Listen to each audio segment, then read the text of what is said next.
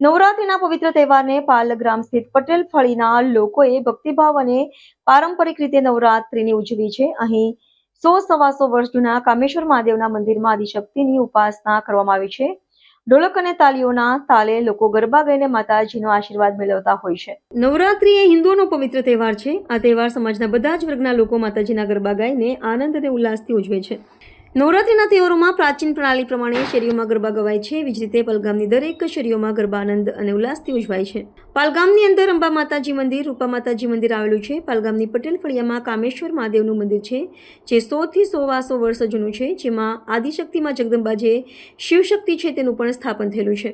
પાલગામની પટેલ ફળીમાં વર્ષોથી ભારતીય સંસ્કૃતિની ગૌરવ અપાવે એવું કાર્ય થઈ રહ્યું છે, જેમાં 100 મહિલા પુરુષ તેમજ બાળકો ઢોલક અને તાલીઓના તાલે ગરબા ગાય છે અને માતાજીનું આહવાન કરે છે. ખરેખર નવરાત્રિનો આનંદ ત્યારે જ આવે છે જ્યારે માતાજીની આરાધના મર્યાદામાં રહીને થાય છે અને દરેક વ્યક્તિ સાચો આનંદ માણીને કૃપાથી આની લાગણી અને આનંદ અનુભવે છે. પાલગામની પટેલ ફળિયામાં ઢોલ અને તાલીઓના તાલે લોકો ગરબે ઘૂમે છે. આજકાલના લોકો મર્યાદાને નેવે મૂકીને નવરાત્રિ તો ખાલી મનોરંજન માટે માણે છે. અહીં 100 નવરાત્રિ પારંપરિક રીતે ઉજવી ભક્તિભાવપૂર્વક માની ઉપાસના કરે છે. પાલગામની પટેલ ફળિયાના યુવાનો અને મહિલાઓ માટે ગર્વની વાત છે કે ભારતીય સંસ્કૃતિનો વારસો એમણે જાળવી રાખ્યો છે. હર્ષદ મહાયવંશીનો રિપોર્ટ, આઝાદ ન્યૂઝ. ભાવનાબેન પટેલ. આજે કયા ગામમાં નવરાત્રિની ઉજવણી કરવામાં આવી રહી છે? અમે પાલગામ પટેલ ફળીમાં નવરાત્રિની ઉજવણી કરીએ છીએ. વર્ષોથી આ પરંપરા ચાલી આવી છે. અત્યારે અમારા પટેલ ફળીના યુવાનો ગરબા ગવડાવે છે અને નાના બાળકોથી માંડીને વૃદ્ધો આ ગરબામાં ઘૂમે છે.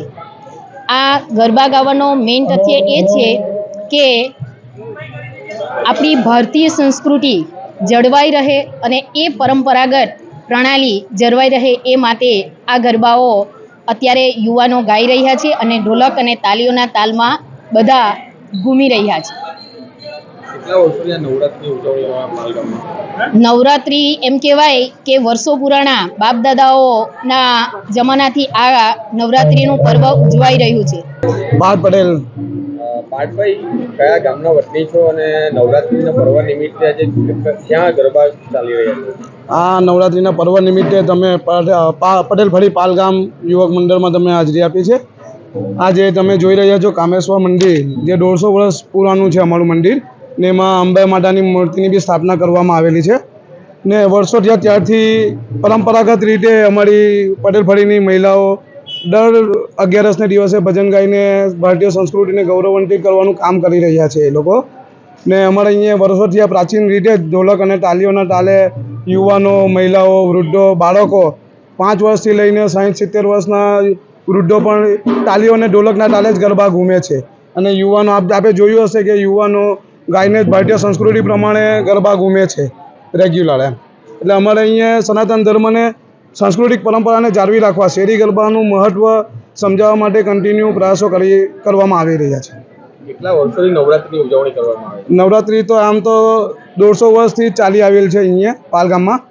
ને આ કામેશ્વર મહાદેવ મંદિરની સ્થાપના છે ત્યારથી અહીંયા નવરાત્રિનો પર્વ ઉજવવામાં આવે છે.